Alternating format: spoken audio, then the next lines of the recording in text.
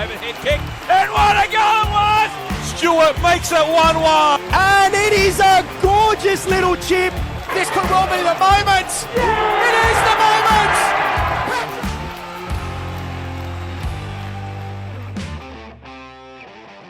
Hello and welcome to Kickoff, the official podcast of NPL New South Wales and Football New South Wales League competitions.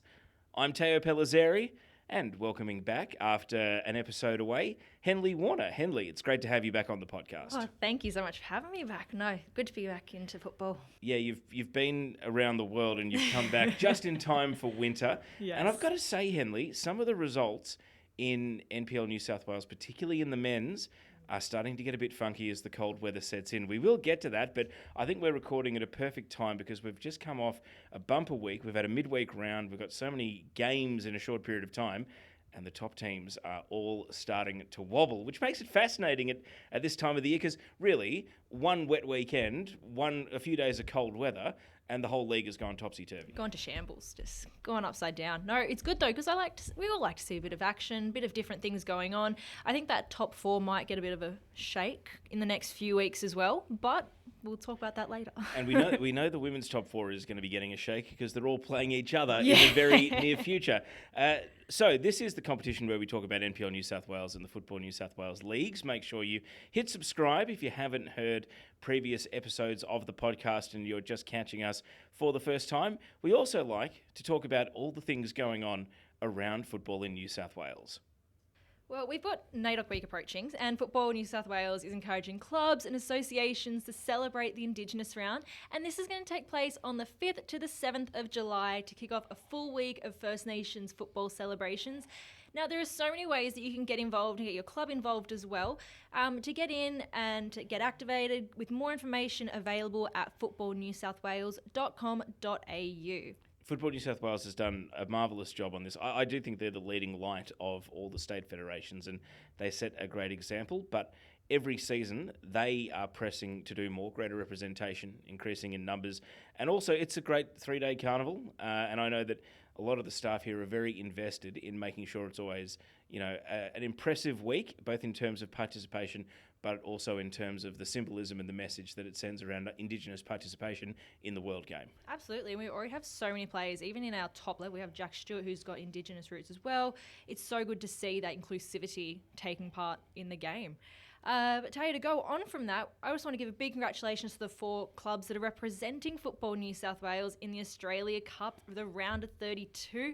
They will also vie for this year's Waratah Cups. So we have Blacktown City taking on Apia Leichhardt FC, and then we have Rockdale Illidan taking on NWS Spirit. Now, that was a bit of an upset of a game before, but we'll go into that a bit later, I guess, as well. Interesting, though, because in the last couple of years, at least when I've been living in Sydney and covering this league, we haven't always sent our best in terms of the teams at the very pointy end at the top of the table. This season, 3 of the 4 are vying for the title, and NWS Spirit are a top-tier team. So we haven't had quite the upset runs or the teams from the rural leagues or the surprise packets this season.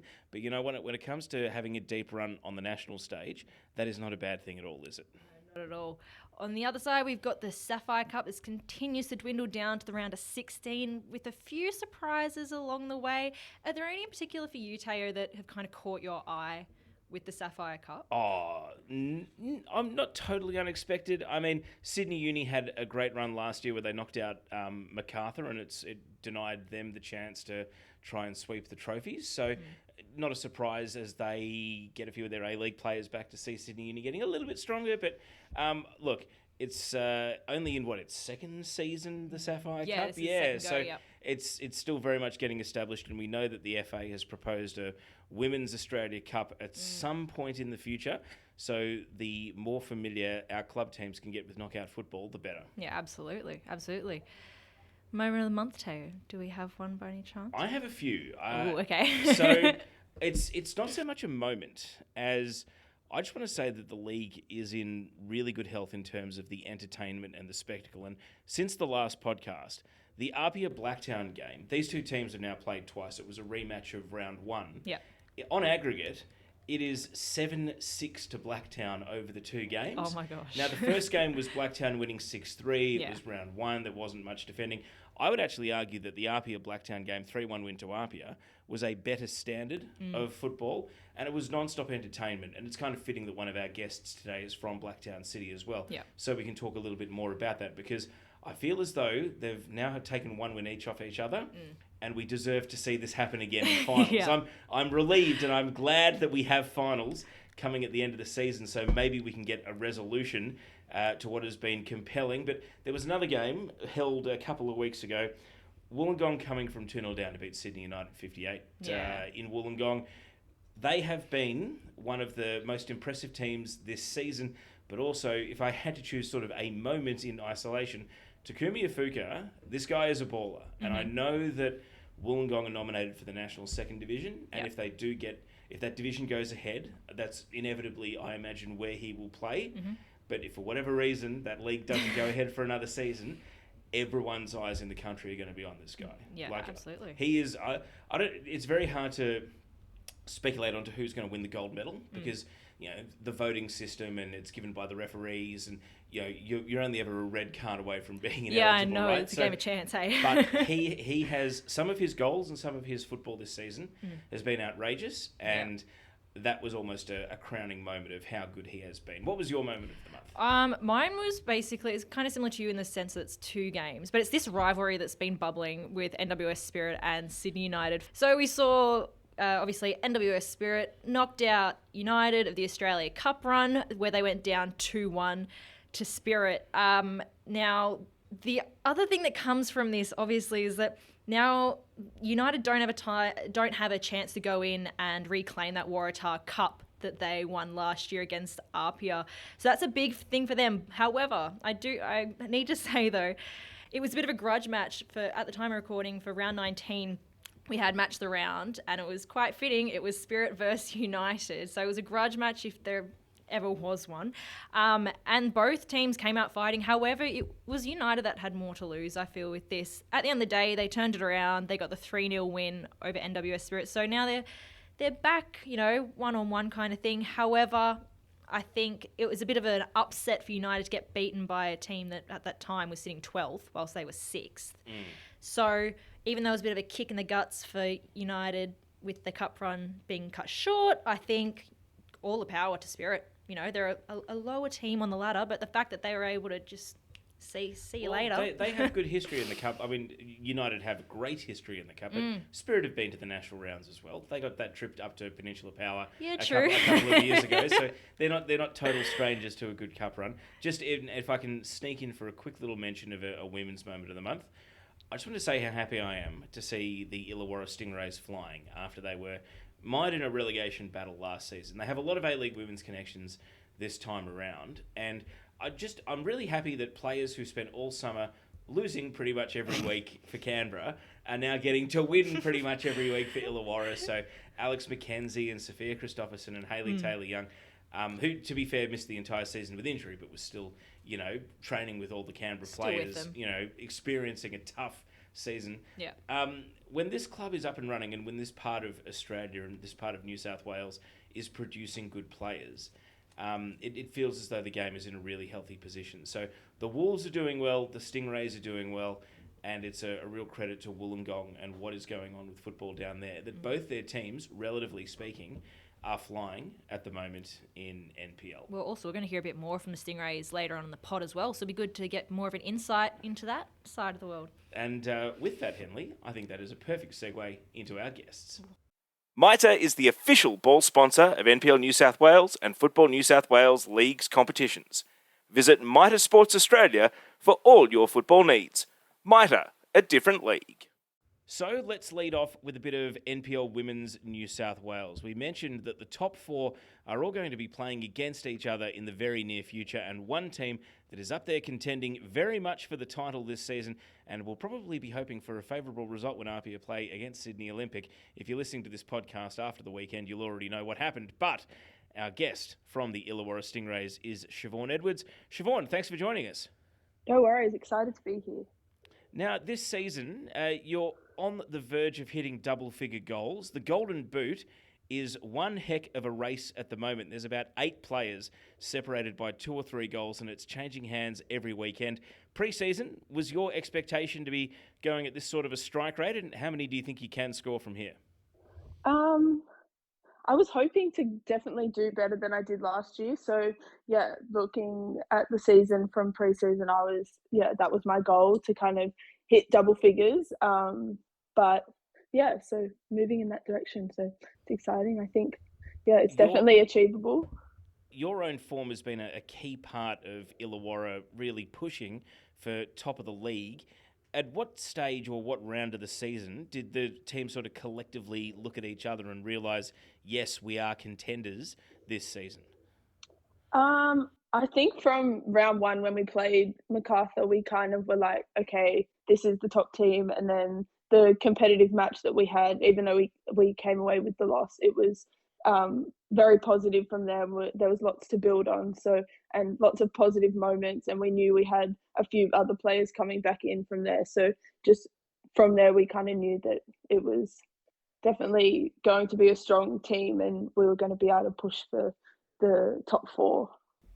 Now, talking about your season so far, holistically, you guys have been playing incredible, sitting 3rd on the table at the time of recording. Now, talk to us about this energy around the club for this season. How is everything feeling, going on? Give us a bit of an insight to the club. Yeah, honestly, the club is probably one of the most organised and well-run and family-orientated clubs that I've been at. And they're very they want to kind of get back up there. Last year they had a tough year at the bottom of the table and struggling for club championships. So number 1 priority this season was definitely solidifying that spot in NPL 1 this season, and just to be able to do that, and has kind of brought the vibe up so much, and around the girls and the team, and this getting involved with all the younger players and people coming down to the games it's just been a great atmosphere and a great environment to be in for all the girls and myself as well. Now, coming up, we've got round 16. You're going up against your old teammates at Gladesville Ravens. They've been a pretty impressive side this year. Coming up, it's a position 3 versus position 4 on the ladder battle between the two sides. What has your squad been working on? What are some of the things that you have perhaps identified that might need a bit of work on in order to maintain that competitive edge over Ravens for this weekend coming?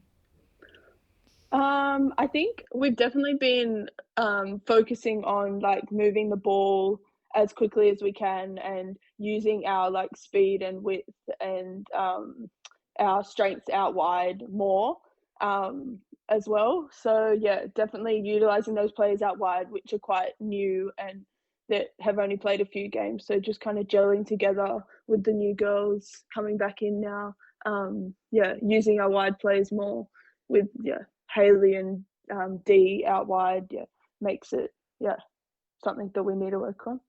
You touch on those new faces that have come in after the end of the A-League women's season. Alex McKenzie, Sienna Silvesca, Sophia Christopherson, most recently, Danica Matos as well. So it hasn't disrupted the squad. I mean, they're all quality players, but you've still got to find a way to integrate them in. There are maybe some players who need to move to the bench, others to the reserves. How was that? I mean, the mentality of the group must be pretty good, that the results just kept rolling and there wasn't any unsettling, even though you were obviously adding a lot of very good players to your team. Yeah, from the beginning of the season, Steve, our coach, kind of had an idea of who he had coming back in, and he was very clear to the girls around the squad what was going to be happening as they were coming back in, and even when they started coming in, obviously it was gradual because everyone's seasons finished kind of at different points. So just making sure that everyone knew what was happening and being everyone on the same page. So yeah, that made it really easy to transition from having kind of one squad to then the squad kind of changing a little bit to then now it's a very different squad to the team that we had at the beginning. I think there's only 3 players still the same as probably round 1. Now, we look from club to club in your division. Each team has their different qualities and aspects that they bring to the game. However, for you, with the Stingrays, I believe it's really interesting that you're one of the only, or very few female-only clubs in NPL. You've played throughout the NPL, different clubs that have both men's and women's teams. But can you tell us, what do you think is that main difference in terms of the kind of environment? You've spoken about earlier about how it's a different vibe, it's so family orientated, things like that. But what some of the, I guess, the advantages of playing in a female only club? I think the biggest one would be that you get 100% undivided attention from the club. There's obviously no dividing anything. Everything is going towards the women. Everything they're working towards is for us and the girls coming through. So I think that's probably the biggest thing. And just even the smaller things like that, we're the biggest female football team down the South Coast. So getting everyone around the women, and it's just very community based, and everything kind of is driving to make us better and to give more visibility to our team and to women's football. So now, you've been a mainstay of the NPL for a number of seasons, and yet you are still only 21. You don't turn 22 until next year. So what's the ambition? Is it still the A-League Women's? What is it in football that you have targeted, given that you still have so much of your career ahead of you? Definitely A-League is what I want next for me. But I guess in the long run, I just want to continue to enjoy my football and push on to hopefully play next to my sister would be nice. And I guess playing overseas, But Well, you've preempted that perfectly because, of course, Brianna's form when she has gotten game time at the Wellington Phoenix has been outstanding, and that even led to her getting a cap for New Zealand. I mean, has she had a word to Yitka that she has a twin sister? Have you been even canvassed as an opportunity to get into a New Zealand camp for a look? And would you consider playing for New Zealand, or is the aim perhaps at your young age still to keep your options open? Not as of yet, but I always do say to her, if you want to whisper in Yetka's ear, that'd be nice. I think when the time comes, I'll know what's right. But I mean, my options are always open, and if Australia did ever come knocking, it would be very, very, very hard to turn down. So. Now, many players dream of moving overseas to play football. However, not everyone's lucky enough to move over there with their sister and to play together. Tell us about this experience playing over in the States, in Louisiana, with Brianna. Yeah, it was such a good experience, and I'm actually very glad that we did it because it taught me so much about what I want from football and the way that I want, I guess, my life to look revolving around football. It's definitely a whole different ball game over there. They just have so many facilities and so many people working with them and working for them, and obviously a lot of infrastructure, which was great to get to experience.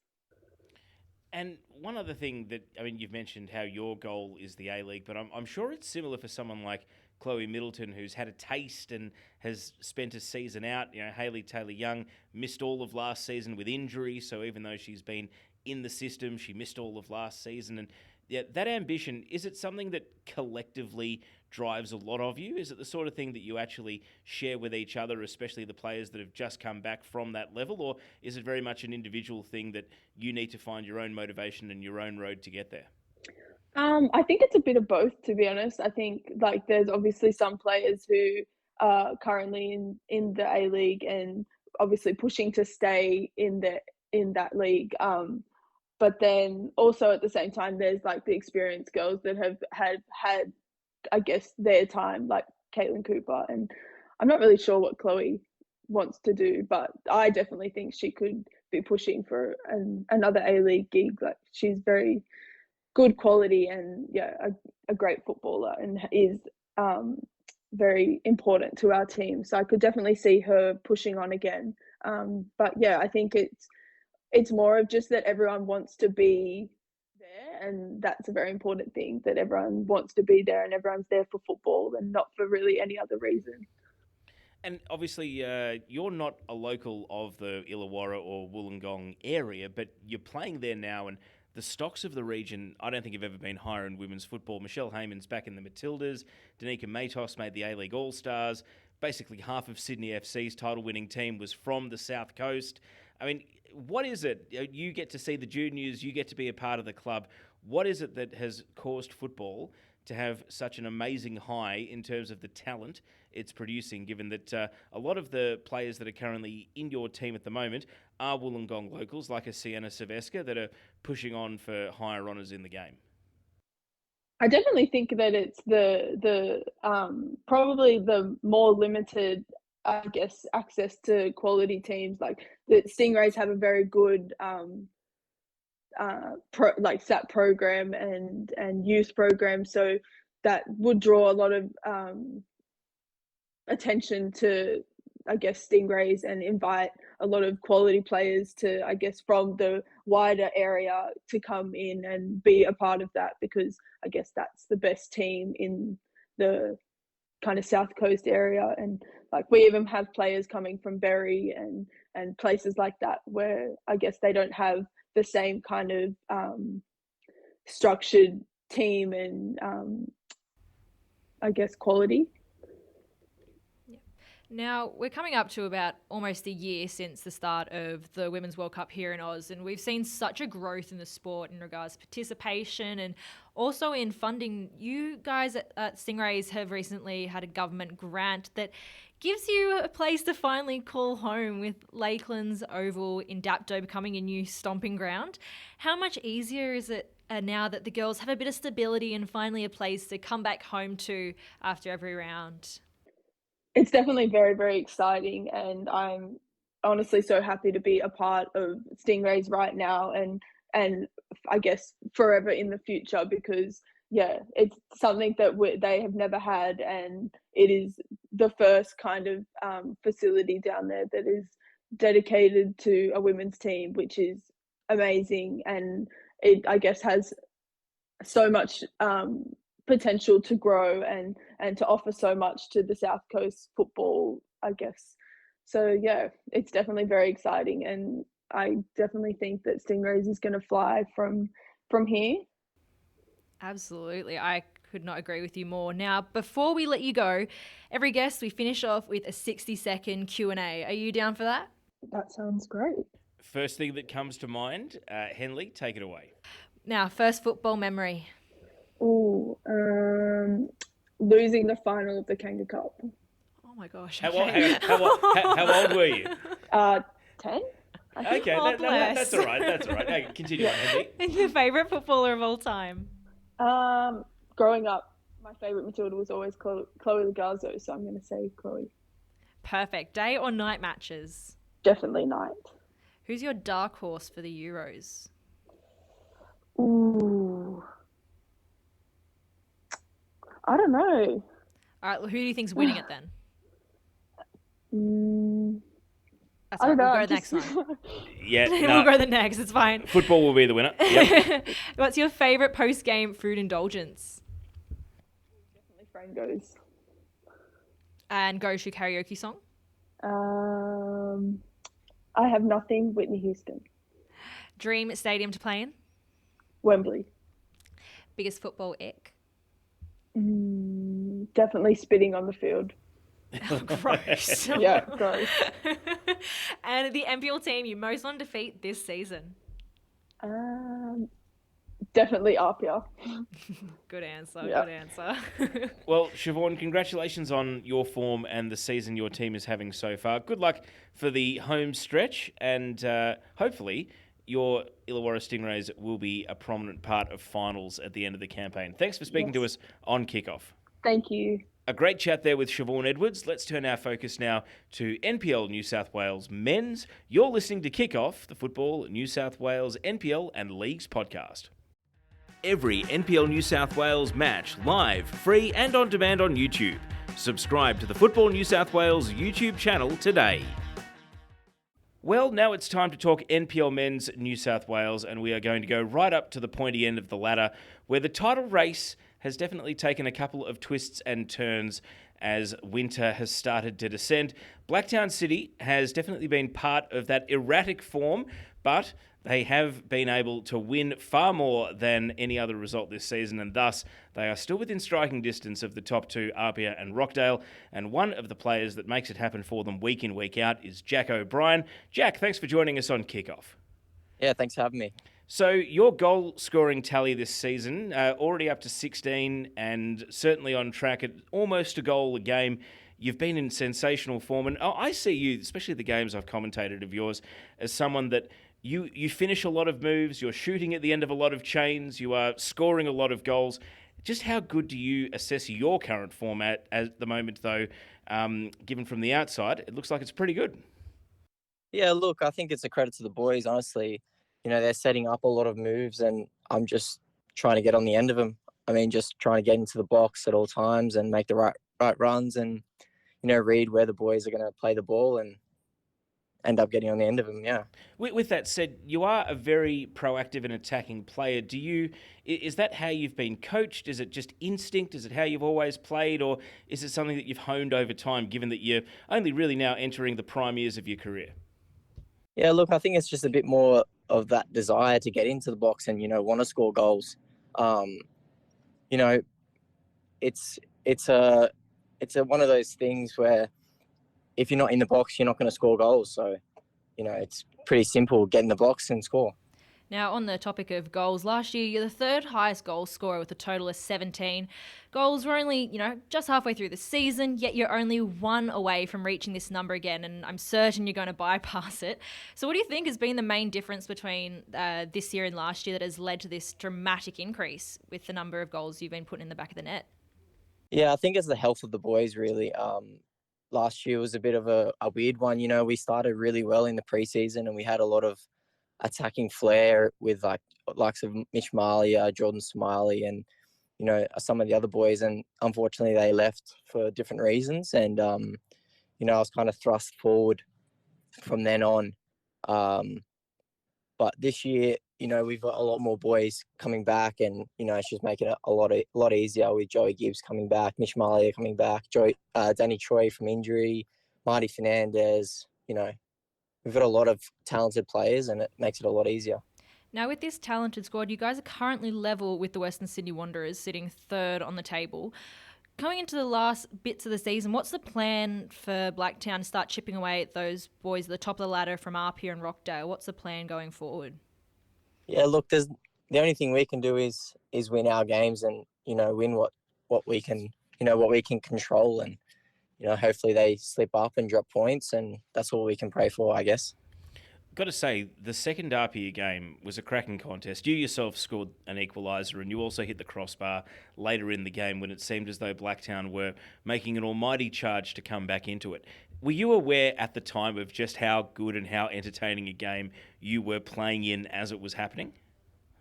Yeah, you know, I think it's always an entertaining game when we verse Apia. They're another squad with a lot of talent, and, you know, they play a good brand of footy, as do we. So, you know, it's always exciting, even back to round one when it was 6-3. So, you know, there's plenty of goals in the games, and it's always exciting to play in it. I must say, before we got you on as our guest, we were discussing how you've met twice this season. They've both been full of goals and very entertaining. How important is it that, regardless of where you finish, whether it's top or elsewhere in the top six, that you get one last game against them to maybe sort out best of three? Yeah, that's it. Yeah, it would be good to verse them again and, you know, go up 2-1. Hopefully that, you know, might be in the grand final. So who knows what will happen, but we'll see. Now, with every strong team, you have to have a strong leader. Crudo is one of the most celebrated managers in, NPL history.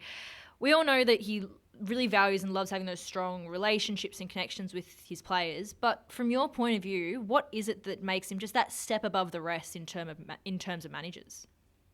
Yeah, look, I think it's the culture that he and the boys have set in the club.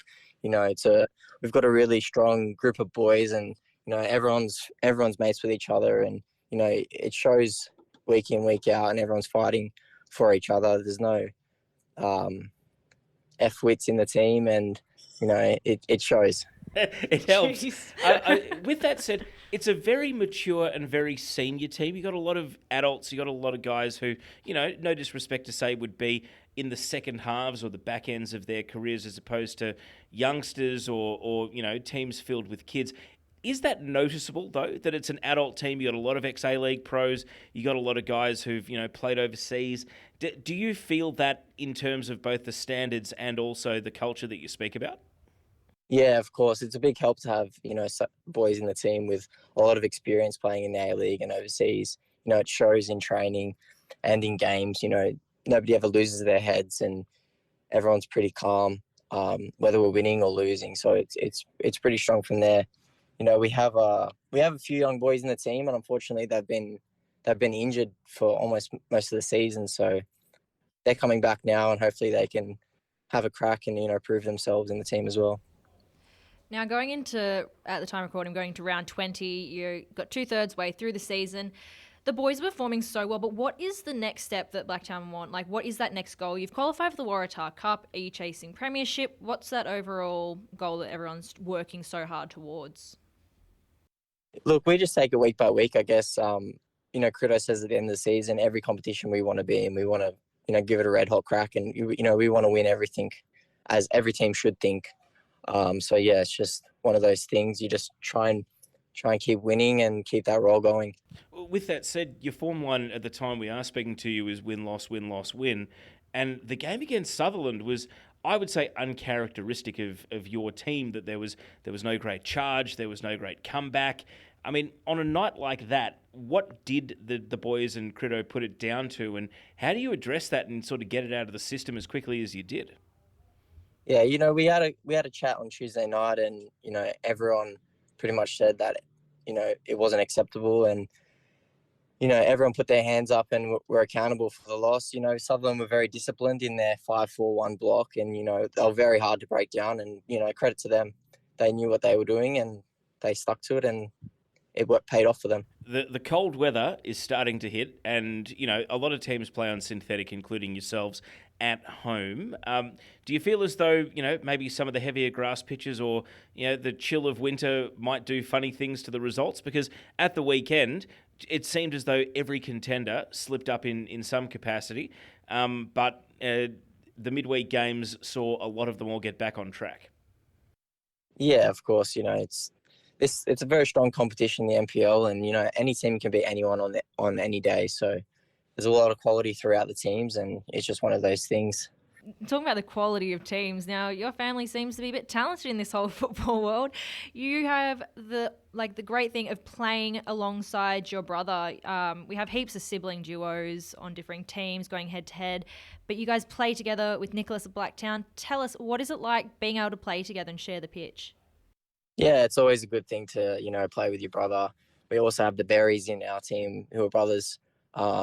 It's a good understanding that we have between each other, especially with him playing centre back. He has the ball a lot of the time. So, I always look to make runs off him when he has the ball, and he always looks to find me. So it's always nice to play with your brother. Now, before Henley gets into a bit of quickfire, I'm going to ask you one curly one, Jack. The National Second Division, Blacktown City were pretty blindsided by not being one of the clubs in contention for it, and yet you've retained pretty much all your senior players. You've mentioned how much players love the club. Is your phone getting a regular ring with people trying to recruit you for the National Second Division, trying to say, hey, Blacktown City's not in, but we are? Is anyone from Melbourne trying to wrestle you away or get you across town, or do they know that you're a Blacktown City player through and through? Look, I've had a couple of phone calls, but, I'm a Blacktown player right now, and I will be till the end of the season, so we'll see what happens. But, it's disappointing that Blacktown weren't able to be in the second division. We're a massive club, and we're always fighting for the league every year, and, what Crito's done to the team, and it's a bit disappointing, but it is what it is. Well, I guess you can prove a point by being back at the pointy end and potentially lifting 1 or 2 trophies again at the end of the season, and you just never know when that door to the next level might open up. For now, NPL Men's New South Wales is a pretty desirable competition to go and win as it is. Now, Henley's going to close out our chat here with a bit of rapid-fire Q&A. Just give us the first thing that comes to mind. Henley, take it away. Alrighty, so 60 seconds on the clock. What was your first football memory? I'd have to say in the World Cup, Socceroos versus Croatia. Amazing. Favourite footballer of all time? I like Steven Gerrard. Day or night matches? Night matches. Best footballer you've played with? Mateus Nunes, he currently plays for Manchester City. Favourite post-game food indulgence? Or pasta. Or go-to karaoke song? Or a bit of Sweet Caroline. Who's winning the Euros? Or I'm half Croatian, so I have to go Croatia. Oh, and the biggest football ick? Oh, high socks, high shorts. Get those out of here. Yeah. And last but not least, the NPL team that you want to defeat most this season. Everyone. Look, I think that's the quickest Q&A we've ever had, Teo. Jack, have you listened to previous editions of our podcast? No, but they were easy. Well, I can tell you, you don't need to go back. You're the star pupil in terms of getting the brief, mate. So thank you. Nice and quick. And you know what? I think Croatia's a pretty good show at these Euros as well. So all the best to you. Good luck with that. And good luck to Blacktown City for the rest of the season. Your form personally has been great. And Blacktown City are such an entertaining team to watch week in, week out, especially with the number of goals you score as a team, and you are responsible for many of them. Thanks for having a chat to us on Kickoff. Cheers, appreciate it. So that's it for the top flight in this edition, but we have our Leagues Focus coming up next. Stay with us on Kickoff.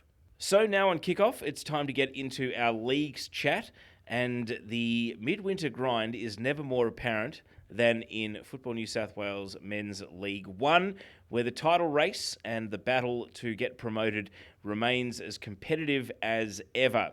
Today, we are going to speak to one of the Bankstown City stars, and he is a very well-known player in New South Wales football and also on the national stage. It is Chris Payne. Chris, thanks for joining us on Kickoff. No worries. Thank you for having me.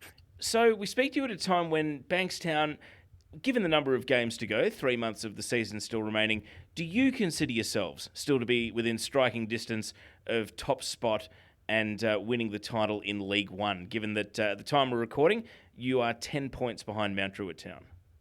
Yeah, definitely. I think we're a great chance. We've been playing well lately, and Mount Druitt just beat us, which was a little bit disappointing, but we bounced back on the weekend, so I can't see why there's no reason we can't push for a fight to get that top spot. As far as the expectations coming into the season, we know that, a 30-game league, you're going to have twists and turns, injuries, player turnover, attrition. How has this season met your expectations so far? It's been pretty good so far. To be honest, it's a tough league. You don't really know what you're going to get from each team, and it has been a bit of a surprise, to be honest. But it's been good so far. It's been a good year. I'm enjoying it, so I'm looking forward to the rest of the season. Given your own vast experience in New South Wales football, though, how many of the grounds and opponents are total first-timers for you? Given, the nature of promotions and relegations, had you actually played against most of the teams in this division, or have you had to get out the GPS and go to grounds you've never played at before in your long career? Yeah, definitely the GPS has been used a lot more this year, but in saying that, it was more when I was younger, in the younger years, playing at those sorts of fields, but not of late. So, yeah, GPS has been used a fair bit. Now, you've made the switch from Sydney United after last season, along with teammates Clut and Andrea Agger. Now, what was the reason behind departing the club and going to Bankstown? To be honest, it was just more family reason. Obviously, I got 4 kids at home, and I just wanted to take a bit of pressure off the wife and help her out a bit more. So, being home more and just better days of the game. So playing on a Saturday and a Friday, it just helps, and being home more. Absolutely. Now, you've got quite the resume in football. As we've discussed, you're tracing all throughout the NPL, A-League and internationally. In particular, you played for East Bengal FC in India. Tell us a bit about this, because this is quite an interesting little fact about you. So tell us about that. Yeah, I was there for 3 months. So I signed when I was in China on a AAA with Sydney United, so Glenn Trefiro sorted that one out for me. So it was a different experience, to be honest. It was a big eye-opener, and to be honest, I wouldn't go back again. But yeah, that was just my experience. Days I'm sure you would love to go back to, though, were some of the cup runs that you've been on in the Australia Cup, and some of the goals you've scored, some of the teams you were part of. I mean, we got to know you so well during the run with Sydney United 58-2. How do you look back on that, given it is only recent history, and has it sunk in yet what you and your teammates were able to achieve at that time? Yeah, it's definitely a special moment. It still hasn't, no NPL teams made the final yet, so it's still something to look back on and be proud of. And to do it with that playing group was something special because it's, to be honest, that playing group is a special bunch and it's like no other. So to do it with them was very special. And it was just an amazing moment really to share with my family and be able to walk onto the pitch in front of those fans with them. It was, yeah, very special. Do you still follow Sydney United's results, avidly or closely, or is it a case of once you move, or do you still look back and check in on how your old team and how many of your old teammates are going? Yeah, no, definitely. I look back a fair bit and see how they're going and making sure Paddy's still scoring because obviously want him to do well. But yeah, no, I look a fair bit and it's good to see them get the win the other night after a couple of losses. But yeah, I do look. You're already into double-figure goals for the season, so tell us about your own form and just about your fitness. And you've already mentioned that it was a lifestyle choice motivating you to go to Bankstown. So do you feel as though that has helped your football in any way? Yeah, in a way, it has a bit, but it hasn't been too bad. My own performance, I've sort of been up and down a little bit, but yeah, I'm sort of scored in the past few games, so hopefully I can continue that to the rest of the year and help us push for that win. Now, we've mentioned earlier that you've played in the A-League for a myriad of teams. What would be that best piece of advice you'd give to younger players that are listening to the pod today about how to reach that next step and dive into that top division with the A-League? I think the biggest thing is hard work and dedication, really. You just got to, if you want it, then you really got to push and strive for that. Absolutely. And are there any young talents in particular, either at United or any of your previous teams where you've gone, yeah, you know what, there's someone we've got to watch out for in the future? Yeah, I think at the moment at Bankstown we've got a left back, Luke. I think he's a good player that can push even into NPL 1. At United, it was more an older group, to be honest. Yeah. It was an older team, so yeah. But in saying that, there's obviously some good talent around, and hopefully they don't get lost overseas like most good players. Absolutely. Well, United was seeing a lot of young players. A few had their debut the other week in our midweek fixture that's just happened. We've got Lukalundra as well. So it seemed to be oozing talent, this division at the moment. So we'll have to see what comes from that. Yeah, definitely. It's a good thing seeing young boys get their debuts and get a chance. So. You mentioned one of your teammates there at Bankstown. Let's talk about this team. What would you say the character and sort of the the vibe of the group is? Is it similar to teams you've played in the past? Is it unique due to some of the personalities or the staff? I mean, how would you describe Bankstown City this season? Yeah, it's definitely different. I guess every team has their own characters and they're different for every club you've been at. And yeah, it's definitely different. But it's good. I enjoy it. There's definitely some characters there, and we're building on something. So it's enjoyable, and I'm really enjoying it this year. And I mentioned you're in double-figure goals, as is Mabior Garang. Tell us a bit about him and why he's been so prolific in front of the target this season, and what it's going to take for him to push on and score 20+ as you chase that league title. Yeah, I definitely. He's a good player. He's obviously fast and he's good up top, and obviously his first touch is unbelievable, so that helps him. So obviously he's just finishing those chances and working towards the goal as a team. And at the end of the day, if we keep winning, then we know we're in for a shot. Now, you've stated that this will be your last year playing football before announcing your retirement. What's the one thing the last thing you want to check off that list before you hang up the boots from the game? Obviously, winning the title would be an awesome achievement to finish it off. But I don't know, really. The end goal is just to get through the year and just keep enjoying it. And as far as the cluster of teams that you are around, you mentioned the recent game against Mount Druitt Town, but Bulls, Hakoah, Northern Tigers. There's a bit of a gap between you guys in 4th and them in 5th. So looking up the table, I mean, I know it's a grind at this time of the year, but is there anything that you've seen from your side that suggests you can go on a long winning streak from here? Yeah, definitely. We've also got a game in hand as well. So if hopefully we can win that against Northern Tigers, and we'll just keep building our way up. But at the end of the day, we've got to focus on ourselves. And as long as we get the job done, then there should be no reason why we can't keep pushing further up. Last one. What would it take for a backflip in one more year? Is there a benchmark of goals? Is there something that if it happened in a game, you'd say, I've got one more in me? Is there something that your kids might convince you to play on for another year if they enjoy, your own performances as their dad? Yeah, no, the boys to be honest, they're pretty upset that I've called it. But I just feel like the time's right. I want to be home more. Obviously missing out on a lot of things, and I'm about my youngest is starting soccer next year as well. So I think it's time for me to call it a day and give my wife a chance to rest. And when you say your youngest is starting, is coaching something that you will do? Are you resigned to being a parent, or do you think it's inevitable that you'll pick up a whistle and maybe become a referee or something like that, just because you'll have kids that want to get involved in the game? Definitely not refereeing. I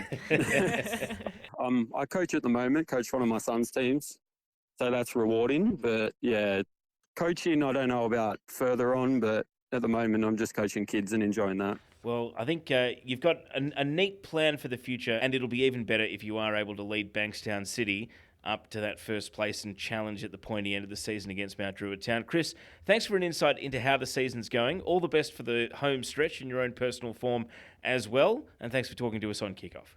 No worries, guys. Thank you for having me. All right, Henley, we are at the end of today's show. It's been a shorter turnaround than usual due to the Euros coming up. We had to juggle this to intersect you returning from overseas and me disappearing onto night shift for the duration of the Euro tournament. But I'm looking forward to getting back out to the grounds once I return to being awake during the day. I was going to say, you've got a busy month coming up. I don't know how you're going to juggle it all. To be fair, it's a normal month. It's just it'll be taking place entirely at night. Night, yeah, true. Very true. No sleep for you. No. But with that said, a lot of players will be bleary-eyed because they'll be up watching the Euros and then turning around and playing on weekends. I still think back to when Croatia made the final of the World Cup in 2018, the night they beat Denmark on penalties. Melbourne Knights then turned around on the Sunday and got smashed, something like 5 or 6-1 against South Melbourne, because all of them were out watching until the penalty shootout at all hours of the morning. So we've talked about funky results already as the Euros wear along. I tell you, if Italy go on a run like the last Euros, big asterisk on Apia and Marconi. Yeah, they're done. Just in case, They'll be done for those rounds. Oh my goodness. No, I can't wait to see it. It's exciting. It's good on the international scene. Also, it's got a great and exciting next month of football coming up right here at home. But yeah, no, excited. It's that tangible feeling though with the NPL, because the heritage of the clubs is reflected so strongly across the NPLs with the Euros. Like if England goes on a run again, if Scotland goes on a run, if Italy goes on a run, Croatia, Serbia, that's going to be reflected in the communities that go out and support these clubs week in, week out. So absolutely. It is actually, there's going to be a lot of people with sleep deprivation, but it is actually quite a special time to be an NPL fan as well, isn't it? I think any of these major competitions that we have, even if it's on the international stage, I think it always will trickle down and filter off into our own NPL scene. I think it always will influence it, but, I'm really excited to see how it goes. I was, really pining for England, but I don't know how I feel now going into it anymore. But we'll see how it goes. Who are you supporting? Look, even though I have an Italian name, you're not going there. A certain incident at the 2006 World Cup very much steered me to Australia. Okay. So I've got to say, I'd love to see an upset. I mean, I know we've got St George in the top flight this season, so hey, maybe Hungary can win the Euros. Hopefully. Yeah. Henley, it's always fun catching up with our guests. We had some great guests today on Kickoff and great insights into what's going on around the NPL. If you want to hear our previous guests, a lot of the chats don't age because we do get into the playing ambitions and the career story of a lot of the players. Go back and listen to some of the past episodes if you wish. You can also check out the Football New South Wales Community Podcast, where we really get into some depth about the issues affecting community football and also district associations around New South Wales. Henley Warner, thanks for your company. Thanks for having me again, Teo. And wherever you get your podcasts, don't forget to subscribe and rate us 5 stars while you're there. Thanks for listening to Kickoff. We'll speak to you next time. The overhead kick, and what a goal it was! Stewart makes it 1-1. And it is a gorgeous little chip. This could well be the moment. It is the moment.